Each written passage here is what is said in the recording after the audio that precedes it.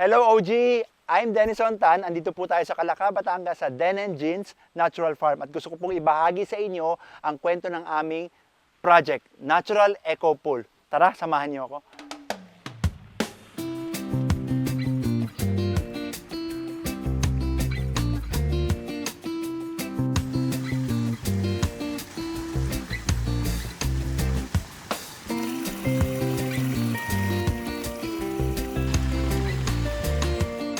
So when we considered building our natural eco pool, aside from its a really good water element in our organic farm, we wanted a more natural swimming pool for our family, for our kids. Kasi alam naman natin ngayon, ang daming mga, batang may skin problem or may health problem. And chlorinated pool actually makes that worse. So natural swimming pool is not just clean and healthy, it's actually beneficial, no? Kasi we are actually depending on beneficial bacteria to clean the pool. So it's gonna be good for my family, it's gonna be good for my kids. That's why I wanted to open up this idea, and to all families out there who are watching, consider natural eco pool or consider converting your traditional pool into a more natural one for your kids and family, and definitely you will see the difference. You will definitely feel the difference, and you will able to realize that it's more healthier for the entire family. Hi, I'm Denison and I'm an organic farmer.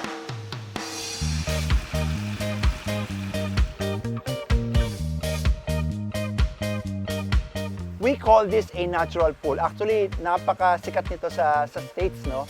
Lalo na sa California, maraming gumagawa nito. But I added the word eco because it uses an ecosystem as its filtration system. So what do I mean by that?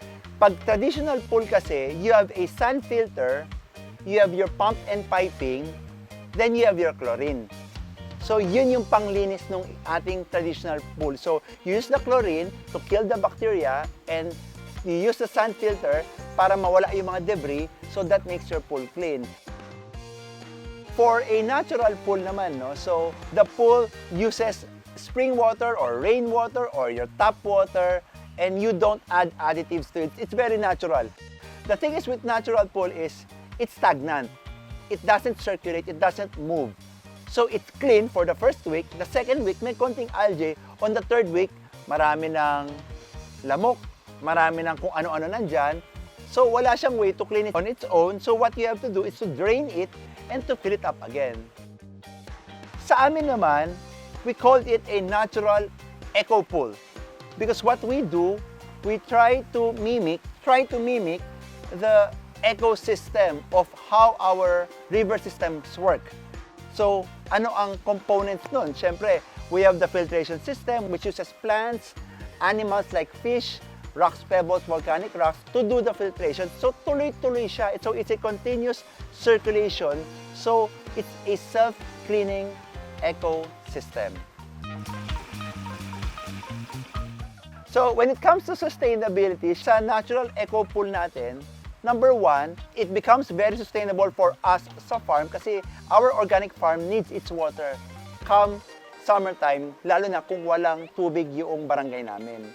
Number two, when there's a clean source of water in any ecosystem, darating at darating yung mga beneficial insects and animals like frogs, like mga dragonflies, and other insects. So bakit importante yung insects? Because our organic vegetables need those insects. And the more insects will give you the better balance between predator and prey. So sa aming maliit na organic farm, very critical itong clean water source sa aming environment.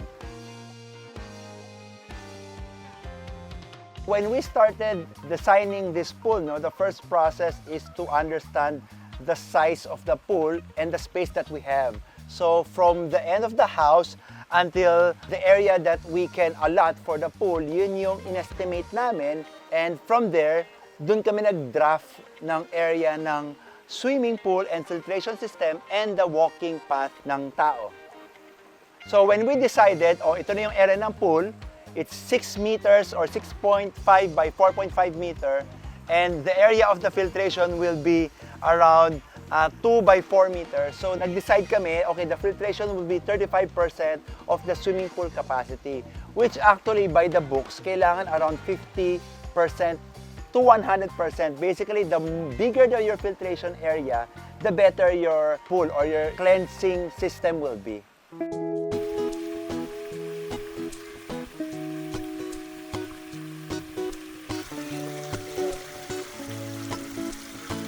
So ano-ano po ba ang mga parts or features ng ating natural eco pool?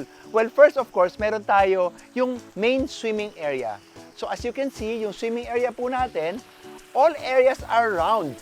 Bakit? Kasi we don't want stagnant water. So when the edges are round, tuloy-tuloy po siyang gumagalaw. Wala pong naiipit, walang nabubuong lumot, at walang naiiwan na organism. Okay? So this is the main swimming area. Then we have our filtration area. So ano po yung filtration natin? Ang natural pool, meron pong dalawang klaseng filtration. The waterfall filtration system, waterfalls, and the wetland filtration system. Because of size limitation, ang na-implement ko lang is yung waterfall system. So as you can see here, meron tayong tatlong waterfalls. The biggest one, the medium one, and the smallest one. So those are the features of our natural eco pool. So how does it work? Paano ba siya gumagana? So this is the main pool, and you can see there are two drains below. Yung unang drain, yan po yung humuhigop ng tubig papunta sa ating pump system. So the pump system or the pump room is just basic. It's like your traditional swimming pool. So it goes to the pump room, it goes up to the first filtration waterfalls. Dumadaan po siya sa maraming levels of pebbles, rock, gravel, and volcanic rocks. So medyo nalinis na, no? Medyo na-filter na. Then there are a lot of plants on top, wherein the roots will further filter and consume up the nutrients. Then it falls down on the second falls, dadaan siya sa uli sa ilalim, mag-overflow siya, it goes through the same process. May volcanic rocks, may river pebbles, may gravel, then pag-akyat, meron po ulit tayong mga halaman. Then same thing, pagbaba sa third falls, ganun po ulit, pero mas maliit na siya. So paglabas niya po niyan, paglabas niya sa main swimming area, napakalinis at actually napakalamig na ng tubig. Okay, so what can you see sa waterfalls natin? You can see different varieties of plants. Meron po tayo ditong ibang edible, merong ibang ornamental, pero those plants that are always yung sanay ba sa nakabaon yung ugat niya sa tubig. And lastly, one of the most important aspect of our feature of our natural pool is yung mga living fish na nasa swimming pool. We have 4 kinds. We have a janitor fish. Meron tayong mga 3 janitor fish dyan. Then meron tayong Asian pleco or Chinese pleco. These are the algae eater, which is sila din po yung kakagat ng ating mga kalyo kapag nakalubog po ang ating mga paa. Meron din pa tayong guppies, okay? And meron po din tayong mga female guppies para dumami yung guppies natin. Guppies po yung kumakain ng mga lamok, kumakain ng mga itlog at kung ano-ano pang lumulutang sa ating pool. Meron pa tayong isang drain dyan. Ang purpose naman yan is actually when the water goes in the pump, binabato niya uli dito sa second drain natin to create disturbance. Bakit natin gusto ng disturbance? Kapag may disturbance po, lalong naaalog yung tubig, lalo siyang gumagalaw. So hindi siya magiging stagnant, tuloy-tuloy po yung circulation niya. And lastly, of course, meron tayong screamer, which is standard naman sa mga swimming pool. Screamer gets in the water, filters the debris, and goes back to the pump system, which goes back to the filtration system.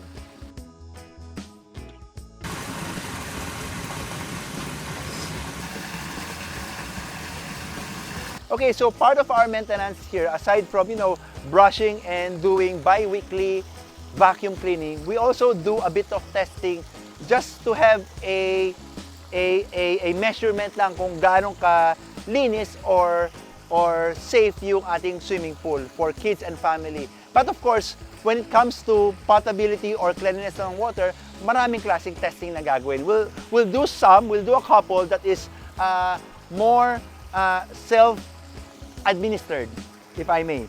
So ito po yung ating test number 1, which is called the pH testing to know how acidic your water is. And the second one is called the TDS, or total dissolved solids of water, measured in ppm or milligram per liter. So basically, this one tells you how much solid parts or dissolved solid parts in a 1 liter water. So when it's high, mas hindi siya safe. So merong standards for drinkability ng tubig when it comes to TDS. Okay, so let's try muna. So let's get our sample of water here from our falls. Okay. Okay, so we're gonna turn this on. Okay, so makita natin 0.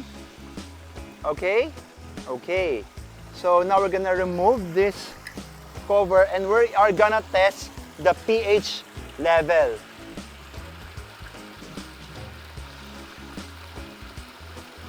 Then we're gonna shake it. The pH level is 8.26. So the standard for drinking water is actually 6.5 to 9.5. So technically, kung sa standards ng drinking water, this is very safe. 8.26 or 8.16, 8.2. So ranging between 8.2 to 8.3. So very safe. The water, when it comes to pH level, very neutral siya. Okay, now let's go on to the TDS, or total dissolved solids of the water.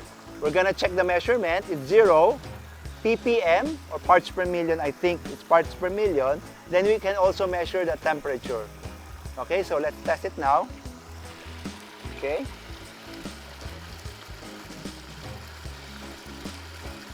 Okay. Can you see? So we're gonna hold on to the number, press hold, so we can see it. Okay, so I'm getting a reading here of 176 ppm and 36 degrees Celsius. So katamtaman lang yung temperature, very good bet, but the ppm is very good in terms of potability. So the standard range for drinking water is 50 to 250. When it's 50 to 150, that's supposedly the safest. Around 150 to 250, that's still good as drinking water. Okay? Anything above 250, baka may konting amoy na or merong konting taste yung water natin. It doesn't mean to say it's not safe, but it's just saying that there's more elements in it. Probably more metallic element, more solids, or more decomposing matter. Okay? So the number here is 176. Okay? So very safe, very good. When it comes to pH and TDS, again, there are a lot of ways to measure. We can measure the amount of bacteria or the E. coli, but I don't have the capacity for now. But for now, ito lang muna ang ginagawa naming testing.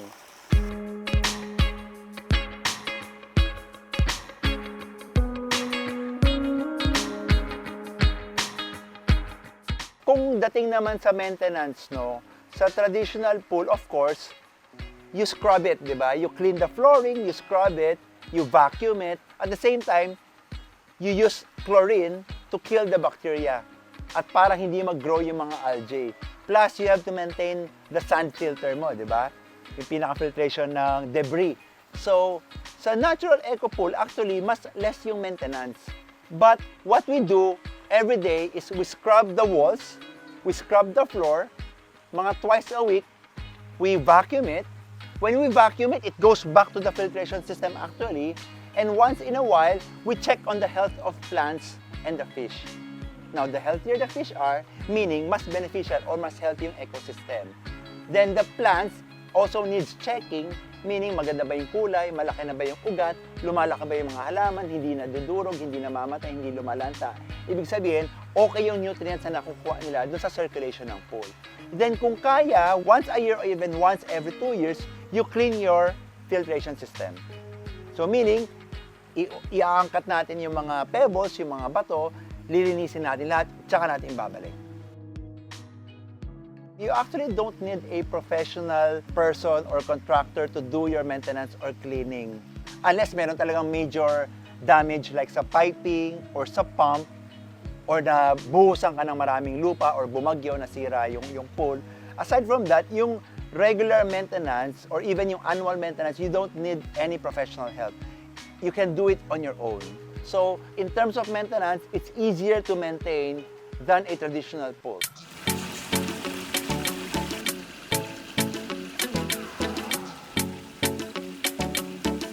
So, natural eco pool for this size, which is around 6 by 4 meters, plus yung 30% area natin for the filtration, would cost around 500,000 to 1 million pesos. Depende kung gaano mo gusto pagandahin, no? Kasi the natural pool is basic structure lang like any other pool. May isang pump, may piping, then the difference lang is the filtration system. Yun lang medyo magmamahal konti, pero the rest are aesthetic.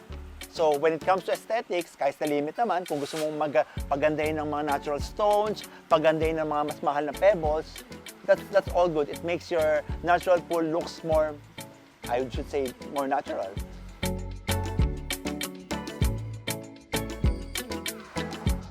Maraming nagtatanong sa amin, no, kung bakit po ba siya green? And people think na, oh, green siya, malumot, madumi. Well, in fact, it's the opposite. The thing is, it's green because it's reflecting the algae. There are definitely algae here. May konting sa ilalim, may konting lumulutang, and when the sun's hit, nagre-reflect po siya. So greenish siya in nature. But some other days, it's a bit colorless than greenish. It will never be blue. Natural pools will never be blue. And I tell the people who are asking me, sabi ko, actually, it's alive. And when there's a bit of algae and the fish are thriving, then you know the pool is living. So living pool equals healthier and cleaner for us.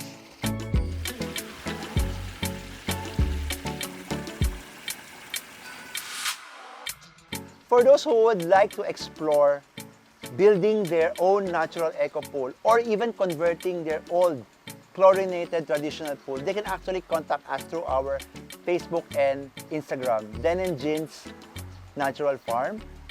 When we started this, actually kasi wala din kaming nahanap sa Philippines na marunong or has any experience building a natural eco pool. So we went into looking outside the Philippines, which we came about a German consultant in Bali. Sila yung nag-guide sa amin. Pero, syempre, it all boils down pa rin yung sa context ng area, yung context ng geography, and yung context ng climate. So, there are some factors that will need technical guidance. So, if you're interested, please contact us through our IG and Facebook, and we are very happy to help you explore this more healthy idea or more healthy alternative to your family swimming pool. Want to share your house and get featured? Email us at stories.onlygood@gmail.com and tell us about your interesting home story. For more videos like this, subscribe to OG and be part of the community.